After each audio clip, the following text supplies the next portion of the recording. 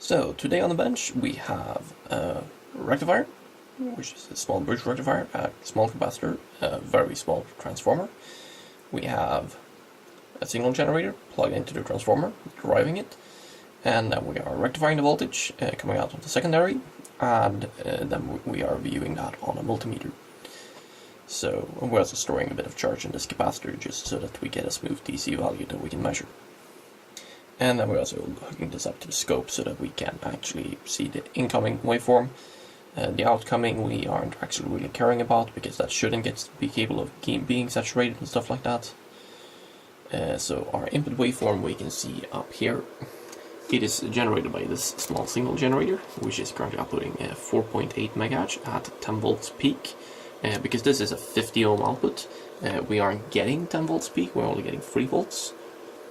So what we're putting into this is a 3 volt signal, and what we're getting out is a 36 volt signal, which is actually quite good. So this means that we are getting out, 12 times more voltage than we're putting in. Meaning that on this side, because I know that how many turns I put on this side, I don't know how many turns I put on this side. On this side I have 5 turns, and on this side I then have 60 turns. So except we have a bit of voltage drop in these diodes and stuff like that, so it's probably a bit more than 60 turns, but in that ballpark. So this is actually how you can measure the number of turns within the transformer quite accurately. If you have an unknown transformer, you can also just measure the inductance, but I could measure the inductance of the secondary, which is about 1.5 millihenries. The primary, my inductance meter didn't really want to measure, so I have actually no clue. Not because my cheap LCR meter from eBay is any good, because I bought one of these because it's a good transistor tester. It's good enough to characterize a component, or not to characterize, identify a component, and get a rough indication of what it could be. It's typically plus minus like 10% or something, but it's decent and good enough for just knowing that you have something working at least.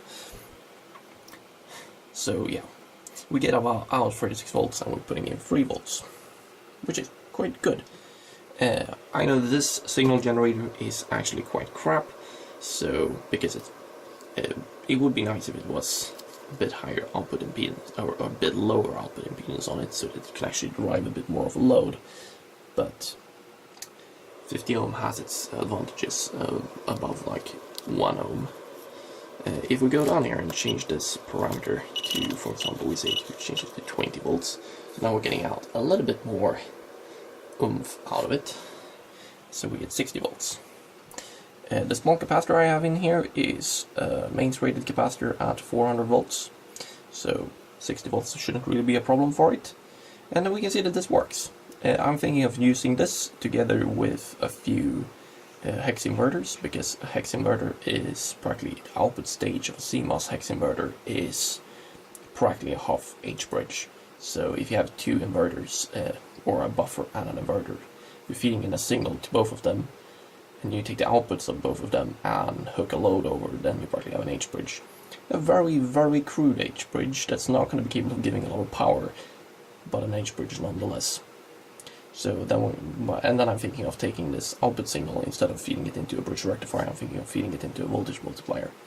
And if I can get like, say 100 volts out of it instead of 60, because that shouldn't be too over-realistic. So getting out 100 volts out of it, then we can practically build a voltage multiplier up to a couple of 100 volts, which can be useful to have.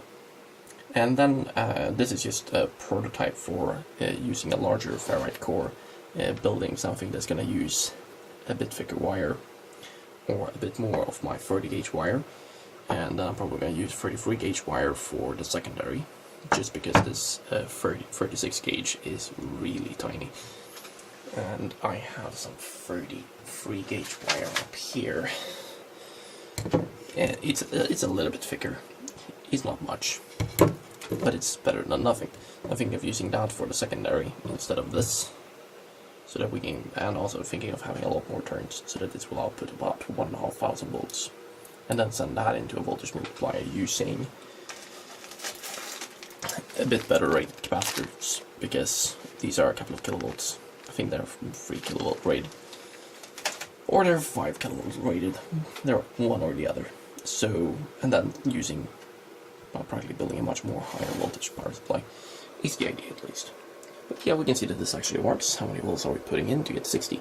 So this is 2 volts per division, now we're putting in about 6 volts. We seem to have some funny business up here, and also down here, not surprising. So yeah, that's probably just a scope overlaying multiple waveforms on top of each other, because it captures more waveforms than what it actually shows. So yeah, but we can go in here to acquisitioning mode and average this out a little. That was the wrong knob. If we average this out a little, we can actually get rid of that problem. So yeah, this is roughly what we're putting in. It's not the prettiest signal in the world, but this isn't the best signal generator in the world, so what do we expect? It's good enough. So yeah, that's my idea. Building a better voltage multiplier, or building a small voltage multiplier, because a hex inverter is not that expensive. I think I have one up here. Is this a hex inverter? It probably is. I don't know the exact name of it, but thinking of using a hex inverter like one of these, using all the 6 inverters on it to drive the output, so that being one output stage, and then I'm thinking of, because these are capable of taking in 20 volts, so I'm thinking of driving it at about 15 volts, and this has really low impedance outputs comparatively to this single generator up here, and this is quite low impedance. In other words, it's going to drive this, instead of like 6 volts peak, it's going to be capable of driving it much better, and that's going to be quite good. Then I'm thinking of using like a second of these chips for the other stage, so that we have a full H bridge. With this you can actually build 3 H bridges, but they're going to be really, really low power. So yeah, and also really, really crude, but good enough for small experiments. I have some proper P-channel and N-channel MOSFETs on the way to build the larger high voltage power supply, but a low powered high voltage power supply can also be good to have. And I have a small projects box for it as well. So this here, okay, it's an aluminium box, so this is not going to be super suitable for building a high voltage power supply. So I actually have,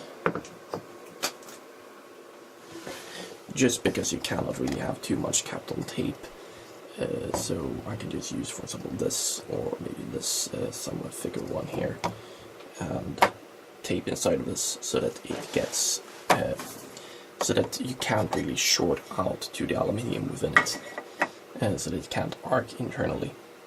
And then just plug in a small, like, I don't really know, should it be a banana jack or a BNC? I haven't really chosen. It's gonna be one or the other. So that's gonna be on the front, and then I'm gonna have probably a small display and a couple of buttons. So yeah, it's gonna be quite a boring little high voltage power supply. I'm also gonna have a DC barrel jack probably on the back, because you don't really need more than that.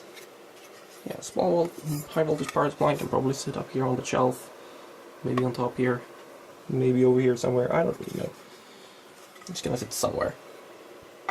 So yeah, that's my idea.